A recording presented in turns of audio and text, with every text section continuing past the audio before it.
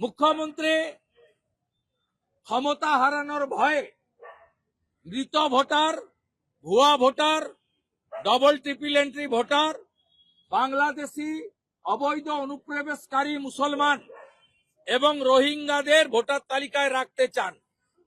এই মুখ্যমন্ত্রীর পূর্ণ পরিকল্পনা হচ্ছে এসআইআর কে ভণ্ডুল করো, প্রয়োজনে রাস্তায় গোলমাল করো, জ্ঞানেশ কুমারজিকে ভ্যানিশ কুমার বলো, মনোজ আগরওয়ালকে ভয় দেখাও, আর এসআইআর আটকে 24 সালের লোকসভা ভোটে পুরনো ভোটার লিস্টে ভোট করার জন্য সুপ্রিম কোর্টে গিয়ে আবেদন করো। এর চাল ধরা পড়ে গেছে। ছত্রে ছত্রে ড্রামার নাটক, মিথ্যাচার ছাড়া সত্য কথা বলে না। আপনারা শুনলে অবাক হয়ে যাবেন। আমি এলওপি ডকুমেন্ট নিয়ে, এভিডেন্স নিয়ে বলছি। এসআইআর প্রক্রিয়া চলাকালীন মুখ্যমন্ত্রী 27 ফেব্রুয়ারি 2025 থেকে 21 জুলাই থেকে পরে বোলপুরের প্রশাসনিক সভা থেকে সরাসরি বিএলও, বিডিও, ডিএম এদেরকে ভয় দেখিয়েছে। ইলেকশন কমিশন ও তো 2 মাসের, আমি ছিলাম, আমি থাকবো, ভেবে শুনে ভেবে চিন্তে কাজ করবেন। শুধু এ কথা নয়, উন্নয়নের নামে ডিএমদের ডাকা হয়েছে নবান্নতে। ডেকেছেন কে?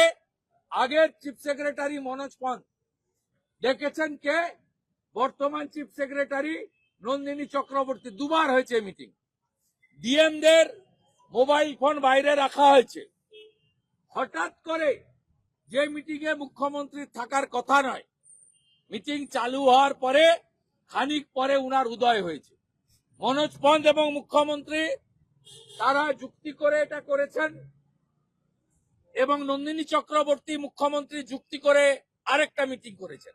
সেখানে ঢুকে ডিএমদেরকে বলেছেন কোন নাম যাতে বাদ না যায় দেখার দায়িত্ব তোমার। তোমার প্রমোশন, পোস্টিং, তোমার যা যা পার্সোনাল এজেন্ডা আছে, তোমার যা যা স্বপ্ন আছে, আমি পূরণ করে দেব, নাম যেন বাদ না যায়। আমরা এটা জানার পরে আমি দিল্লিতে গিয়ে ইসিআইর কাছে 2টো দাবি করেছিলাম যে খসড়া ভোটার তালিকার পরে ডিউরিং হিয়ারিং 2টো দাবি করেছিলাম on behalf of Paschimbanga BJP, পশ্চিমবঙ্গের গণতন্ত্রকে রক্ষা করার জন্য এবং স্বচ্ছ ভোটার তালিকার জন্য। দাবি 1, কেন্দ্রীয় সরকারের কর্মচারীদের মাইক্রো অবজারভার করতে হবে। দাবি 2, সিসিটিভি এবং লাইভ ওয়েব কাস্টিং করে শুনানির কার্যক্রম করতে হবে।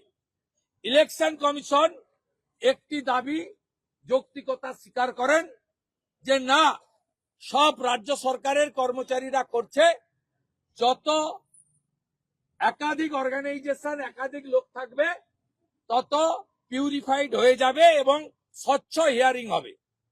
তারা আমাদের একটা যুক্তি মেনে নেন।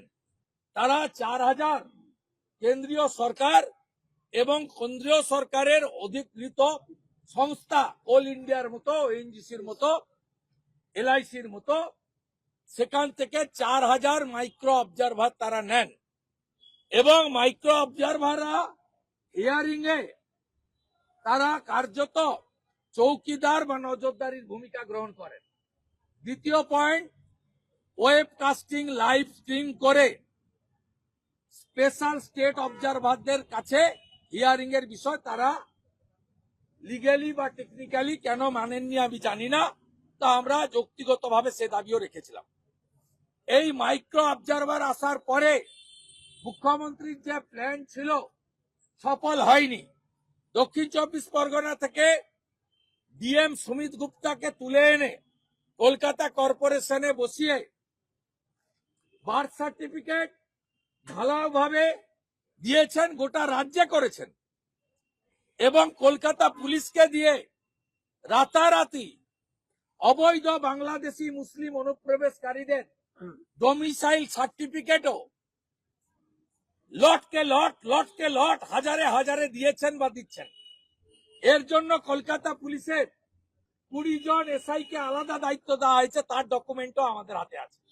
আমরা এমসিসি চালু হলে এদের যেখানে ভোগানোর ভোগাবো। We are ready BJP. এবারে এত কিছু করার পরে, এত আধুনিক সফটওয়্যার ইলেকশন কমিশন এনেছেন, তাই জ্ঞানেশ কুমারজি, মনোজ আগরজিয়াল পরে ইলেকশন কমিশনের যেটা আইটি দেখেন, মাননীয় ম্যাডাম সীমা খান্না, তাকে পর্যন্ত অ্যাটাক করে একদম উইথ ফুল প্রি প্ল্যান্ড হইতে পার্সোনাল অ্যাটাক করে।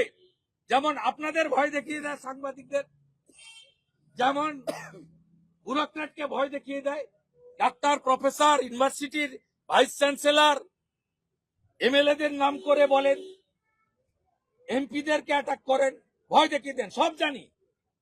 আমাদের বলেছিল না যে এলওপি জগন্নাথ চ্যাটার্জি এবং অমিত শাহজি রাজনাথ সিং এর কাছে যায়।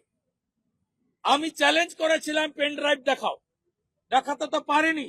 আলিপুরের কোর্টে ডিফেমেশন হয়েছে, ওখানে আপনার সঙ্গে আমাদের দেখা হবে। তাই উনি সীমা খান্নাকে পর্যন্ত অ্যাটাক করেন।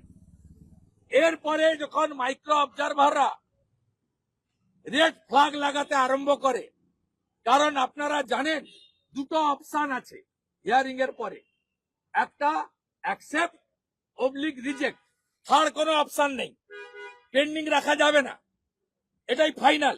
এটার করতে পারেন অথরিটিকে ইআরওরা। ইআরও হচ্ছে সোল অথরিটি অ্যাজ পার দা পাবলিক রিপ্রেজেন্টেশন অ্যাক্ট, সংসদে অনুমোদিত রুল। এখানে অ্যাকসেপ্ট অবলিক রিজেক্ট আছে। ইআরওরা হচ্ছেন ফাইনাল অথরিটি, কিন্তু এমওরা, মাইক্রো অবজারভাররা, তারা চেক করার দায়িত্ব নেন। যখন doubtful birth certificate, doubtful school certificate, নোটারির এফিডেভিট, ডোমিসাইল সার্টিফিকেট, বাংলাদেশি মুসলমান অনুপ্রবেশকারী রোহিঙ্গাদের এখানকার ভোটার করার জন্য মরিয়া প্রয়াস নেয়, তখন মাইক্রো অবজারভাররা ডাউটফুল বলে রেড ফ্ল্যাগ লাগিয়ে দেয়। তাদের সে অপশন ছিল। আপনি গত পরশুদিন মুখ্যমন্ত্রীর চিঠি দেখবেন, এটি ষষ্ঠ চিঠি সিইসি কে। সেখানে মুখ্যমন্ত্রী এমওদের অ্যাটাক করেছেন। এমওদের অ্যাটাক করার মধ্য দিয়ে উনি মাইক্রো অবজারভাররা যে উনার অবৈধ বাংলাদেশি মুসলিম অনুপ্রবেশকারী রোহিঙ্গা জামাতিদের বাঁচানোর যে প্রয়াস, তাতে বাধা দিচ্ছেন খুব লফুল ওয়েতে, ডকুমেন্টস এর ভিত্তিতে, এআই স্ক্যানের ভিত্তিতে, সফটওয়্যারকে কাজে লাগিয়ে সেখানে মুখ্যমন্ত্রী এমওদের অ্যাটাক করেন। এবং সম্প্রতি নন্দিনী চক্রবর্তীর ডাকা গত সপ্তাহে জেলা শাসকদের মিটিংয়ে মুখ্যমন্ত্রী আবার ঢুকে একই কায়দায় জেলা শাসকদের মাধ্যমে ভয় দেখান। ফিরে গিয়ে জেলা শাসকরা এইআরও এবং ইআরওদের ওদের বেসরকারি ভাবে মিটিং ডেকে তোমাদের চোখ বন্ধ করে নাম সব তুলে দাও, এত কিছু দেখার দরকার নেই। 7টা 8টা 9টা বাচ্চা হিয়ারিং এ এসে তার বাবা তার ছেলে মেয়ের নাম বলতে পারছে না। 8টা 9টা করে বাচ্চা, সে ভুলে গেছে কার পর কোন ছেলে, কোন কার পরে কোন মেয়ে। এরা তো আমাদের ভারতীয় নয়, পরিষ্কার বোঝা যাচ্ছে। আজকে সেই জায়গায় বলে, তখন বলে এই জেলা শাসকরা মুখ্যমন্ত্রীর কথা শুনে বলে যে তোমাদের এত দেখতে হবে না, নোটারি করে আনতে বলো। গত 3-4 দিন পশ্চিমবঙ্গের বিভিন্ন আদালতে নোটারির কাছে বিরাট লম্বা লাইন আপনারা দেখেছেন, আলিপুর কোর্টে দেখেছেন, শেষই হয় না, রাত্রি 12টা 1টা 2টো পর্যন্ত নোটারির কাছে এফিডেভিট করা হচ্ছে, ডিক্লারেশন দেওয়া হচ্ছে যে আমি সাবিনা, আমার মেয়ে সামিনা, আমি রেজ্জাক, আমার পুত্র সাজ্জাক, যে যা পারছে লিখে নিয়ে চলে আসছে। সেই লেখাগুলো এরা বলে নিয়ে নিতে। সেক্ষেত্রেও অ্যাকসেপ্ট না করার ফলে মুখ্যমন্ত্রী আজকে নাটক করার জন্য দিল্লিতে গেছেন। উনি যাতে মিথ্যাচার করতে না পারেন, ভারতীয় জনতা পার্টি সব জায়গায় আজকে বিক্ষোভ করেছে। আমরাও এখানে একই দাবি করছি। কি দাবি? বিএলও 90,000 দিয়েছে মমতা ব্যানার্জির প্রশাসন, এইআরও মমতা ব্যানার্জির প্রশাসনে, ইআরও মমতা ব্যানার্জির প্রশাসনে, ডিওরা স্তাবক এবং দলদাস মুখ্যমন্ত্রী, এরা ইচ্ছা করে নাম এবং পদবীর বানান ভুল করে লক্ষ লক্ষ মানুষকে হিয়ারিং সেন্টারে এনেছেন যাতে তারা বিরক্ত হয় এবং সেখানে দাঁড়িয়ে তৃণমূলের নেতারা বিজেপির ঘাড়ে, কেন্দ্রীয় সরকারের ঘাড়ে, ইলেকশন কমিশনের ঘাড়ে যাতে দোষ চাপাতে পারেন। কারণ এই 15 বছর ধরে চলা সরকার সিন্ডিকেটে এক, দুর্নীতিতে এক, নারী ধর্ষণ, নির্যাতন, খুনে 1 নম্বরে নাম লিখিয়েছে।